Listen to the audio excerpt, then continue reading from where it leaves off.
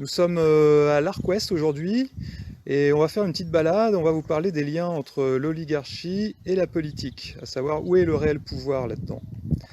Voilà, donc on va se faire une petite balade ensemble. On va vous parler. On n'est pas très loin en fait de chez Madame Bettencourt. Donc on va faire une petite balade et puis on va vous parler un peu de cette famille Bettencourt qui est quand même la combientième, cinquième, Quatrième quatre- aujourd'hui, hein, cette année en 2020 par rapport au classement, mais on va en reparler tout à l'heure, le classement Challenge. Elle est donc la fille de Madame Bettencourt, parce que Madame Bettencourt est décédée. Donc sa fille qui a hérité est propriétaire de 1/3 du capital de L'Oréal, et elle est la 4e fortune de France. Donc ça a D'accord. quand même encore son importance, hein. Effectivement, donc malgré son décès, donc c'est sa fille qui a pris le relais de son entreprise L'Oréal, hein, c'est ça? Oui, D'accord. oui, oui.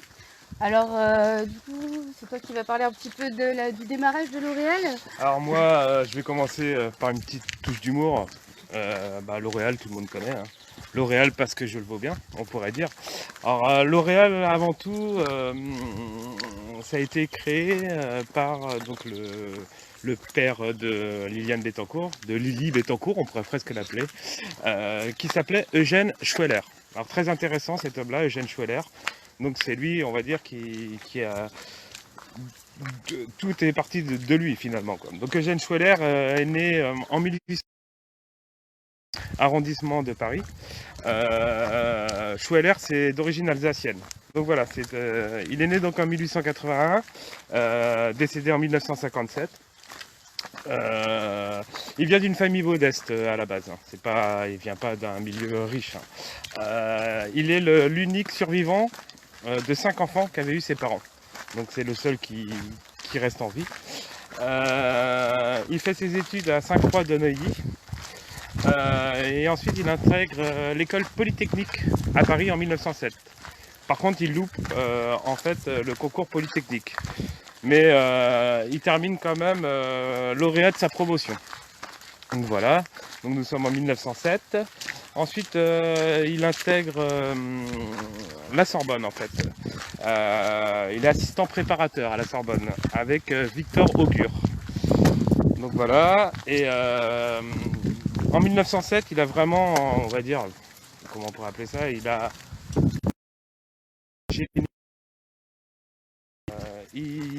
invente, on va dire, la première teinture moderne en fait pour les cheveux. Ouais, c'est la première teinture inoffensive pour cheveux. Voilà, tout à fait. Merci camarade de le préciser. Donc voilà quoi. Et L'Oréal en fait, pourquoi L'Oréal? Alors L'Oréal, vous savez que ça s'écrit donc L apostrophe O R E A L. Mais à la base c'était L'Oréal. C'est une mais ça s'écrivait pas pareil. C'était L apostrophe A U et L'Oréal en fait, quoi. Alors L'aurore.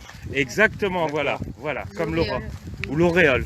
Et donc ça s'est transformé en fait ensuite en L'Oréal en fait, quoi. Donc voilà, c'est un petit peu sur l'histoire du papa de Liliane Bettencourt. Je sais pas si tu as d'autres... Si, j'ai quelques petites autres choses quand même. Il a pris des positionnements pendant la Seconde Guerre mondiale. Oui, tout à fait. Alors, ça, voilà, on va en parler aussi. Il faisait partie de la cagoule, en fait. Alors, la cagoule, je sais pas si vous voyez ce que c'est. Oui. Voilà. Parce qu'on en a parlé tout à l'heure, mais... Voilà, la cagoule, c'était deux mouvements d'extrême droite. Voilà, donc c'est le papa? Eugène Schweller. Voilà. D'accord. Alors lui, il a créé ça, ou quoi? Il a participé à ce groupuscule-là. Il a participé. On retrouve aussi François Mitterrand C'était dedans. un groupe d'action d'extrême droite. Ils ont essayé quand même de faire quelques attentats apparemment. D'accord. Et là moi j'étais surpris quand tu m'as appris ça, que Mitterrand était dans ce groupuscule, la cagoule. Tout à fait. Mitterrand était dans ce groupuscule, était on en copain apprend, avec le papa du coup de Liliane Bettencourt. Et il y avait également le futur mari de Liliane Bettencourt, qui était aussi ami, qui était aussi dans ce groupe-là et qui était aussi ami avec cette joyeuse bande. Donc qui était d'extrême droite et qui quand même a fait des des déclarations assez assez, enfin voilà, pour l'époque assez costaud. Donc en fait, le père Eugène Schwöller, il soutenait totalement lui Hitler. Hein. Donc il admirait son courage. Et il était pour la Nouvelle Europe, alors là je cite, la Nouvelle Europe en coopération avec l'Allemagne et toutes les nations européennes libérées comme elle du capitalisme libéral, du judaïsme, du bolchevisme et de la franc-maçonnerie. Alors attention, c'était lui-même qui disait que du coup, qui faisait le lien visiblement entre le capitalisme libéral, le judaïsme, le bolchevisme et la franc-maçonnerie. Et ça c'était pendant la Seconde Guerre mondiale. Donc c'est quand même intéressant. Hein. Et puis bon après par contre du coup bon il a un peu retourné sa Voilà, il a retourné sa veste. Il a retourné sa veste. Disons qu'il a changé et qu'il s'est un petit peu adapté à la société pour pouvoir évoluer et devenir le plus gros patron de France. Donc le plus gros capitaliste de France finalement. Donc c'est pas tout à fait logique tout ça. Ouais. Alors entre parenthèses, nous arrivons donc devant. Devant chez Lily. Exactement, devant chez Lily. Alors, On ne va pas aller trop loin. Voilà. On peut aller en haut. Okay. Alors ce qu'il faut savoir aussi très important, c'est que tous les soirs, toute l'année à 18 h, il y a les gendarmes qui s'arrêtent devant le portail. Des fois ils rentrent, des fois ils rentrent pas. Tout cela payé avec nos impôts. Donc on ne comprend pas pourquoi. En fait, ce qu'on vous explique, c'est que oui, la maison de Liliane Bettencourt, qui est maintenant à sa fille, donc est surveillée quotidiennement par la police avec nos impôts. Exactement. Voilà. Donc un jour, il faudra... Parce qu'ils n'ont pas assez d'argent aussi. Voilà. Oui. Donc pour ça. Un jour, il faudra peut-être aller les interpeller. Pourquoi ils font ça avec nos impôts oui. Ça m'a toujours posé question finalement. Quoi. Ouais. Ouais. Ce qu'il faut savoir aussi, c'est que au fur et à mesure du temps, en fait, parce que j'ai beaucoup de connaissances qui connaissent bien l'endroit, au fur et à mesure du temps, ça s'est agrandi en fait. Au tout départ, en fait, il y a juste, c'est une villa qui est dans le bas, on peut pas y accéder. Tout est fermé, comme vous voyez, tout est clôturé, quoi. Et au fur et à mesure du temps, ils ont tout agrandi, le terrain, quoi. Donc maintenant, c'est énorme. Maintenant, il y a un court de tennis en bas. Ils ont privatisé carrément. Il n'y a pas une piscine? Ah non, c'est l'eau. Ouais. Si, il y a une piscine de mer. Mais il y a une piscine à l'intérieur de la villa, mais on ne peut pas y accéder, en fait. Ah, dommage, on peut sonner, peut-être. Ils y sont une semaine par an. Ok. La mère y était une semaine par an, mais la fille, je sais pas. C'est bien triste. Ouais. Et le problème, c'est qu'ils ont gratté de plus en plus sur le terrain en fait. Au tout départ, ils avaient la villa et puis ils se sont agrandis, ils ont racheté des terrains et maintenant la pointe est limite privatisée pour eux. Voilà. Voilà donc la magnifique vue que nous ne pouvons pas voir du coup nous d'ici qui est derrière les arbres, la magnifique vue sur l'île de Bréa, et ben elle n'est pas pour nous. Elle n'est pas pour la France, elle est pour la famille Bettencourt. Voilà. Donc, et heureusement, enfin j'ai envie de dire, excusez-moi de dire ça, mais qu'elle est décédée cette dame, parce que oui, elle était en train de tout racheter, et du coup je pense que sa fille est moins attachée émotionnellement à cet endroit, donc peut-être qu'elle va avoir moins d'ambition, on espère. Parce que du coup la mère, bah oui, c'était ici qu'elle venait passer ses vacances avec son père, qu'il l'avait mis, enfin la mère elle avait perdu... Alors, Madame Bettencourt, Madame Liliane Bettencourt, elle a perdu sa maman quand elle avait 5 ans.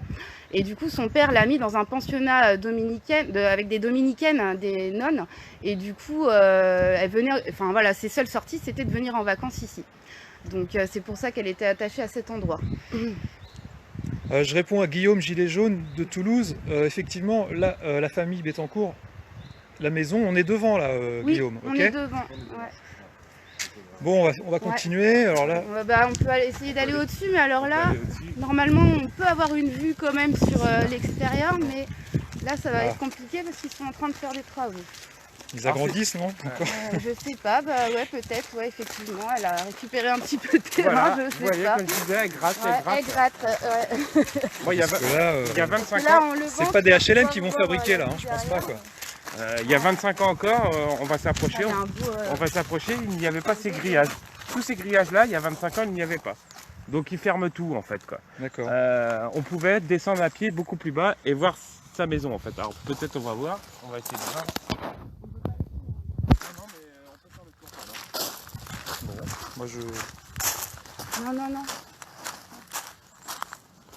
Non, ça sert à rien. Bon. Donc sans travaux, ici on ne pourra pas aller plus loin. Bah, c'est bien déjà là, on a une bonne idée. Bon là c'est Bréa qu'on voit là. Voilà, juste on en voit face. l'île de Bréa en face, hein, c'est magnifique. La vue. On va continuer, on va vous dire deux, trois trucs, deux, trois infos sur cette famille, Bettencourt, donc détentrice de L'Oréal. Donc c'est quatrième plus grande richesse de France. D'accord. Ça s'élève à combien son chiffre d'affaires? Ça s'élève à 51 milliards. De chiffre d'affaires? Non, sa fortune est estimée à 51 milliards. Fortune personnelle, ok. Sa fortune personnelle, petite anecdote aussi que je vais vous raconter. Donc à la base, c'était des produits cosmétiques que Eugène Schueller a fait sa fortune. Mais ce qu'on ne dit pas non plus, c'est qu'il a commercialisé la première crème pour les hémorroïdes. Voilà, c'est bien vu. Voilà. Mais ça, on n'en parle pas. On parle du shampoing, on parle de maquillage, de teinture.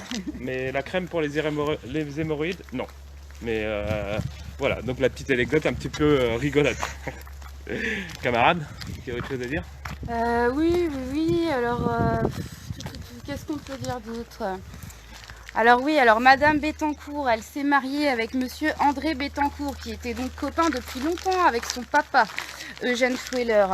Et ce monsieur-là, donc c'est le lien qui a été fait directement entre la politique et la riche famille, la riche famille Schueller à la base et du coup Bettencourt après. Donc en fait, parce que Monsieur André Bettencourt, ça a été un politicien qui a été entre autres ministre sous De Gaulle et puis sous Pompidou. Et puis en fait, du coup, qui a permis à toute la famille d'être amis pendant tout le XXe siècle avec tous les grands présidents. Donc en fait, ils habitaient dans le 16e arrondissement. Et puis ils ont reçu à tour de rôle donc De Gaulle, Pompidou et ensuite Mitterrand. Donc Mitterrand qui a été porté par cette famille-là en fait pour devenir... D'accord. C'est très important ce que tu dis et la connivence entre Schueller et Bettencourt et Mitterrand. Ouais. Sachant que c'est quand même Eugène Schueller qui l'a mis en place après la Seconde Guerre mondiale en Nièvre, en 1946. Sachant que c'était pour lutter contre les communistes qui étaient au pouvoir dans le département de la Nièvre. Donc voilà, si vous connaissez un petit peu le parcours de François Mitterrand, posez-vous 2-3 questions. Bref, donc il y a quand même des accointances entre Schueller, Bettencourt et François Mitterrand. Mais ça, on pourrait développer sur un live de 1 heure là-dessus. Ouais, ça pourrait être long, mais tu disais qu'il était ministre à un moment sous De Gaulle. Oui. Il était ministre de quoi? Alors, ministre des Affaires étrangères. D'accord. Alors ça, c'était sous De Gaulle. Après, sous Pompidou, je sais pas. J'ai pas regardé par contre. Mais ouais, sous De Gaulle, c'était les Affaires étrangères. Et d'ailleurs, du coup, ils s'étaient même déplacés en Chine et ils avaient rencontré Mao Tse-tung avec Madame Liliane. Ils s'étaient très bien entendus, apparemment. Ça fait un petit marché juteux de L'Oréal chez les Chinois, là? Je sais pas. Certainement, il n'y a pas de frontières. Ouais, c'est clair. De toute façon, quand on voit comment ça a été récupéré, même par Hollywood, L'Oréal. Ouais. Donc c'est quand même très intéressant tout ça, les liens qu'on peut faire entre tout le monde. Et puis donc ça finit avec Chirac, Sarkozy à la fin. Du coup, on va en reparler après vite fait. Mais donc, en place politiquement avec l'arrivée de Mitterrand, déjà avec les liens, l'accointance qu'il y avait avant. Et après une continuité sans Mitterrand, quand ils sont restés, là. Après, ils étaient bien placés. Donc, peu importe. Peu importe. La direction politique, quoi. Oui. Ça, c'est pas un problème. Non, ça, c'est pas... Business. Ah non, eux, c'est pas... Et d'ailleurs, je pense qu'ils se sont aussi tenus éloignés finalement de la franc-maçonnerie parce qu'ils en ont pas eu besoin non plus. Alors, ils ont côtoyé des francs-maçons. Voilà. Alors après, si, par contre, on a peut-être trouvé... En cherchant bien, il y aurait une note qui ressort que donc le papa de Lily Bettencourt aurait été approché par la franc-maçonnerie vers 1912-1914-16, mais pas beaucoup d'informations. Non, mais vu les déclarations qu'il a fait après, pendant la Seconde Guerre mondiale, ça aurait été quand même étonnant. Il y a toujours un côté très ambigu finalement sur le père quand même, je trouve. La fille... je sais pas ce que tu en penses. La fille, elle a suivi le parcours, elle a développé l'entreprise au maximum. Sans réflexion derrière, sans état d'âme, sans idéologie spécialement. Sachant qu'elle a sans passion, je sais pas, c'est de la passion plus pour le luxe et la luxure, je pense, mais le reste, enfin bref. Donc voilà, donc après, bon, il y a eu, bah, du coup, elle a vieilli, hein, cette dame Bettencourt. Il y a eu, alors, il y a eu quelques affaires où on a parlé beaucoup d'elle. Dont l'affaire Bagné, c'était par rapport à une plainte de sa fille, oui, qui en fait soupçonnait un ami de Madame Bettencourt de lui voler son argent. Ah oui, je me rappelle de ça. Donc voilà. Enfin, tout ça, c'est des histoires très compliquées qui prendraient beaucoup de temps à expliquer. Il y a une autre affaire aussi qui a fait beaucoup de bruit. Alors celle-là, par contre, on va en parler un petit peu plus. C'est l'affaire Woerth-Bettencourt. Tout à fait. Il y a une dizaine d'années, c'est ça, à peu près? Il y a une dizaine d'années, c'était alors oui, j'ai pas la date, mais oui, c'est ça. C'est au moment, c'est avant les élections avant l'élection de Sarkozy. Ouais, ça doit être vers 2009. Donc, ouais. Non, 2006. Ouais, c'est un petit peu avant. Ouais, Je me trompe un peu 2006, sur les je dirais dates. plus ça. Et je sais plus, il y a pas, non, j'ai pas de date là. Et en fait, donc l'affaire Woerth, c'était le ministre du budget de l'époque, et il a voulu en fait à l'époque s'attaquer à l'évasion fiscale, et du coup ça a fait des gros remous avec la famille Bettencourt. Et donc en fait l'affaire, en gros, c'est ça. Enfin voilà quoi, elle était soupçonnée d'évasion fiscale et de financer des partis politiques, dont celui de Sarkozy justement. Oui. Alors, on n'oublie pas justement ce point important. Il y a la dette bien sûr, mais il y a l'évasion fiscale également qui est un gros. L'évasion fiscale et le financement par les plutocrates de partis politiques. Voilà. Donc ouais. Ça c'est. On va éclaircir. Ouais. Donc voilà. Ensuite, donc voilà. bien tout ça, déjà. Donc, du coup, elle a la plupart de ses comptes en Suisse. Hein. De toute façon, c'est pas un secret pour personne. Enfin voilà. Ah, la Suisse. Ouais. Le chocolat. Voilà. Et oui, alors à la fin de sa vie, du coup, en plus, suite à toutes ces affaires-là et tout, elle a quand même. Ils lui ont trouvé la maladie d'Alzheimer. Ouais, on peut descendre. Ouais, là, du coup, regardez, voilà. Vous allez voir la magnifique vue sur l'île de Bréa. On ne verra pas du bout de la pointe, hein, mais. Mais en arrivant en bas, on va pouvoir un petit peu vous situer vraiment où se trouve la villa de Bettencourt. On va peut-être la voir un petit peu plus sur le côté. Ouais. Parce que tout est caché. Voilà. Il y a des petites maisons toutes neuves là. Alors, autrement, qu'est-ce qu'on peut dire? Oui, donc du coup, elle a été mise sous tutelle à la fin de sa vie parce qu'ils ils lui ont trouvé Alzheimer et tout ça. Enfin, de toute façon, elle avait un peu perdu la tête, et ce qui a fait que du coup, les gens n'arrivaient plus à s'entendre tout autour d'elle. Il y a eu plein d'histoires pour savoir qui allait hériter. Bon, finalement, c'est sa fille qui a fini par hériter. Françoise. Françoise Bagné-Meyer. Donc oui, la fille, on en parlera après aussi tout à l'heure. C'est intéressant tout ça. Donc voilà, elle a toute sa fortune à Madame Bettencourt est gérée par la holding Tétis. Voilà, je pense que c'est pas Tetris, c'est Tétis. une façon plus simple de gérer l'optimisation fiscale en fait, qui est en réalité l'évasion fiscale. Hein. Donc voilà, elle avait une collection de tableaux, mais qu'elle a fini par donner en fait d'une valeur de 19,5 millions d'euros. Voilà. Bon oui, parce que du coup, elle a la maison là, elle a quand même une île aux Seychelles qu'elle a vendue 60 millions d'euros. Enfin évidemment, c'est une milliardaire, donc elle a beaucoup de On va aller par là. Il y a une voiture. Ouais. Oui, j'imagine. Ouais, elle sait plus où mettre ses sous, la pauvre. Elle a vendu des tableaux pour 19 millions. Elle s'est séparée des tableaux qui étaient des tableaux de Picasso, des grands maîtres, Braque, Matisse, bref.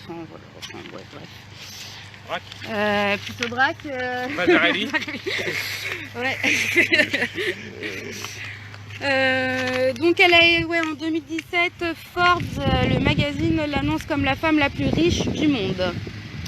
Donc voilà. Et puis oui, alors grâce à ses amitiés avec les présidents, et avec Monsieur Pompidou en particulier, elle a fait des grosses affaires avec le groupe Nestlé.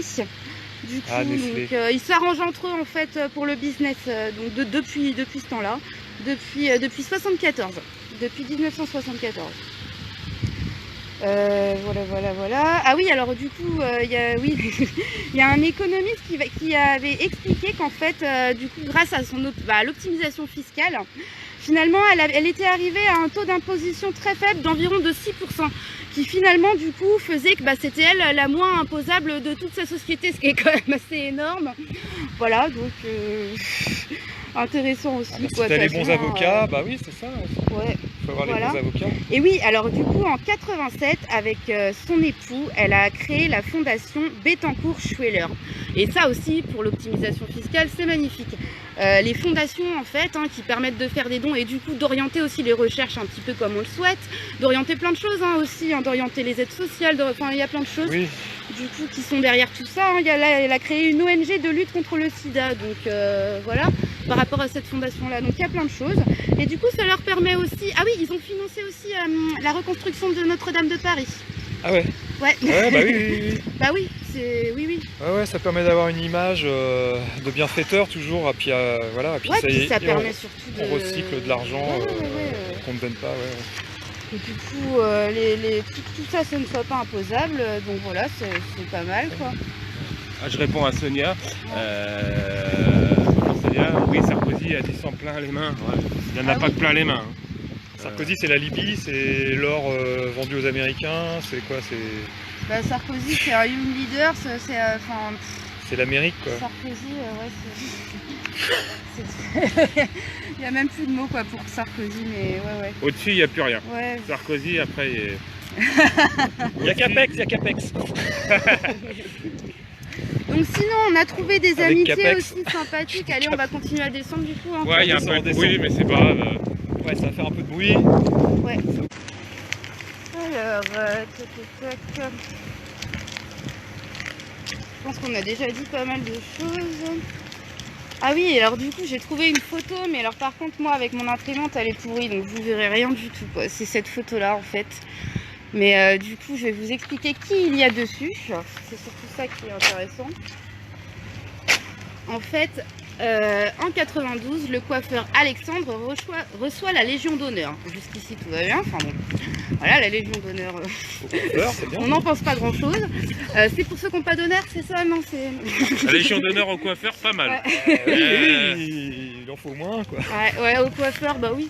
Oui. Alors, donc sur cette photo, nous avons alors Isabelle, comtesse de Paris, Liliane Bettencourt, Marie-Hélène de Rothschild, Oh! André Bettencourt, nous avons aussi la duchesse d'Orléans, Françoise Bettencourt-Meyer, Isabelle de France, comtesse de Schönborn-Bunstein, Guy de Rothschild et Chantal de France et la baronne de Samboussy. Champagne. Donc Champagne. voilà, c'est sympa, voilà, Champagne. c'est le genre de soirée en fait. Soirée Ferrero. De Madame Bettencourt, donc c'est marrant, il y a un nom qui me fait tilt moi, mais dans ces noms-là. Ouais, bah écoute, c'est un peu c'est les mêmes. Enfin, je pense que ce sont justement ces fameux oligarques, hein, c'est une caste, hein, donc ils vont pas se mélanger non plus, je sais pas, avec d'autres gens, quoi. Ah non, ah bah là. Je sais qu'il y a des guerres entre ils sont oligarques. au-dessus, hein, aussi, là, mais, je pense que là on peut dire. ça Là on résonne. peut dire. On peut Ah oui. dire ça. Exact. Là je pense qu'on peut dire ça. Il n'y a plus rien. Il n'y a plus rien après. Donc voilà. Donc voilà, et puis ah oui, on a oublié de dire ça aussi, monsieur André Bettencourt, le mari de Liliane Bettencourt, il a été journaliste après ses études de droit. Et de 1940 à 1942, alors je vais attendre un peu parce qu'on passe un... Tiens. Ah bah c'est...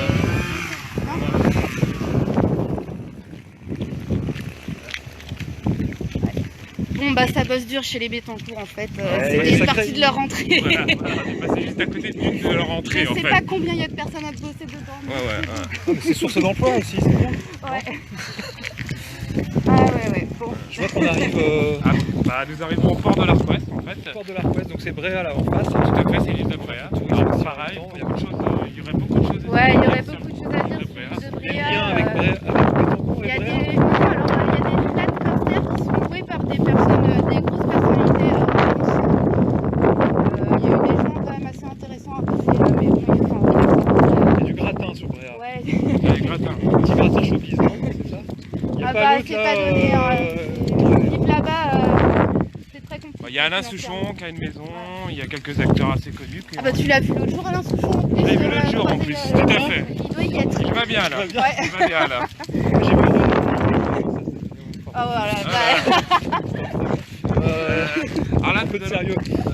là, nous allons arriver en fait sur le port de l'Arquest et nous allons pouvoir peut-être voir Un petit bout de la villa. exactement. Alors c'est pas sûr, mais normalement vous allez voir sur votre droite, voilà, là-bas. Alors c'est pas la villa. Non. Là ce que vous voyez, la maison en blanche, c'est une maison Garde. de garde. Voilà, et elle est ça, derrière. ça, en c'est fait. Ça, le c'est concierge. juste la maison du concierge. Voilà, C'est voilà, sympa. Hein, c'est... Voilà.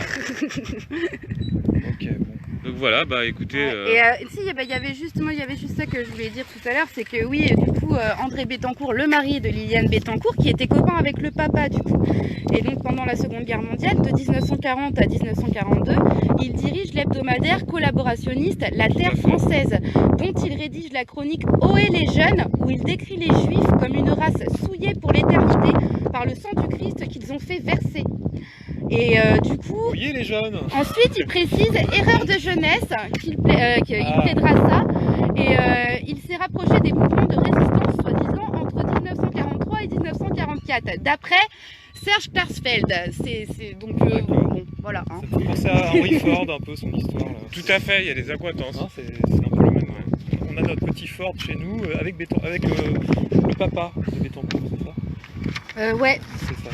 Alors, ouais, bah oui, c'est ça. Alors, attends, du coup, il y avait... Qu'est-ce qu'on pouvait rajouter?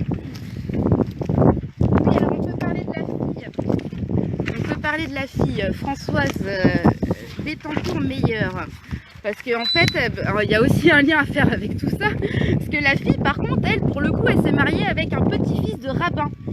Un banquier. Un banquier de la banque Audier Bugenet-Courvoisier. Voilà, et donc le grand-père était juif et avait été déporté à Auschwitz. Donc du coup, elle n'a pas pris le même chemin. Et elle a publié, alors Françoise Bettencourt, donc, qui a hérité du tiers du capital L'Oréal. Alors elle hérite d'un tiers du capital de L'Oréal, mais elle s'occupe pas de L'Oréal. Hein. Elle est écrivaine. Et du coup, elle a publié plusieurs ouvrages sur la religion, principalement sur la mythologie grecque et les liens entre les religions juives et catholiques. Voilà. Ouais. Hein, c'est une recherche intéressante. Donc voilà. Et puis pour finir, du coup, bon, ça c'était voilà, juste ça pour la fille. Après, il n'y a rien de très intéressant à dire sur elle. Mais par contre, du coup, je voulais vous faire part du classement quand même du magazine Challenge parce que c'est quand même sympa. Alors du coup, en premier, vous avez Bernard Arnault, le PDG d'LVMH. Alors lui, depuis l'année dernière, il a fait un bond de 12 milliards. Voilà, donc là, sa fortune est estimée à 100 milliards d'euros. Ensuite, on a la famille Hermès, 55 milliards d'euros. Ensuite, la famille Alain et Gérard Wertheimer. Leur famille, oui, donc eux, c'est l'Empire Chanel. Hein. Leur famille, du coup, c'est avec toute la famille, ils calculent la fortune, donc c'est 53 milliards d'euros. Et donc, en quatrième, nous avons Madame Françoise Bettencourt, hein, qui écrit des bouquins. Et puis, donc, ah pardon, non, elle est L'Oréal. 5, François Pinault, donc proprio du Point, et sa famille, 52 milliards. C'est pareil, je rebondis sur François Pinault. Pareil, il y a une opération peut-être à faire sur Rennes. Hein, François Pinault, c'est le propriétaire du Stade Rennais. Ouais. Voilà. Donc, je pense que une visite sur la capitale bretonne serait bienvenue. Ok, à noter. Voilà. Là, c'est assez Gérard près quand même. Hein, je Méliès. vois 52, 53. Ouais. Il y a Arnaud qui est Après, on vraiment descend. Ah ouais, au-dessus, Bernard Arnault, il est 100 vraiment milliards. au-dessus, hein, lui. Hein. Et après, Mais on passe, c'est marrant, hein, parce que bon, lui aussi a beaucoup d'acquaintance avec la politique. Donc voilà, on voit vraiment qu'il y a un lien à faire entre tout ça. Donc oui, Gérard logique, Méliès, c'est le groupe AFM, Decathlon, Auchan, Leroy Merlin, 26 milliards. Hein. Le clan d'assaut derrière, 23,5 milliards. Bon, après, tout ça, c'est compté sans l'évasion fiscale, bien sûr. Pierre Castel, c'est les réseaux Nicolas, le vin, vous savez, hein, 13,5 milliards. Bon, ensuite, on a Patrick Drahi, bon petit joueur, hein, 12,5 milliards. Patrick, Patoche.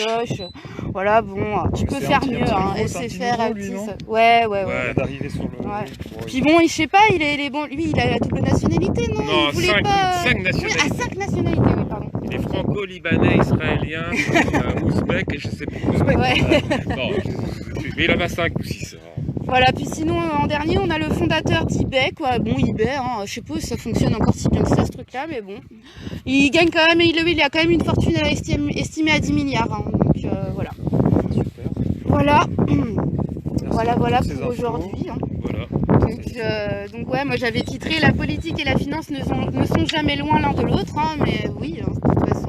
Ça a c'est toujours relié. été de tout temps, hein, on peut le dire quand même. Enfin là c'est de pire en pire parce que ça se chiffre vraiment à des sommes astronomiques parce que c'est mondialisé tout ça, mais ça a toujours fonctionné comme ça, même à petite échelle. Maintenant c'est mondial.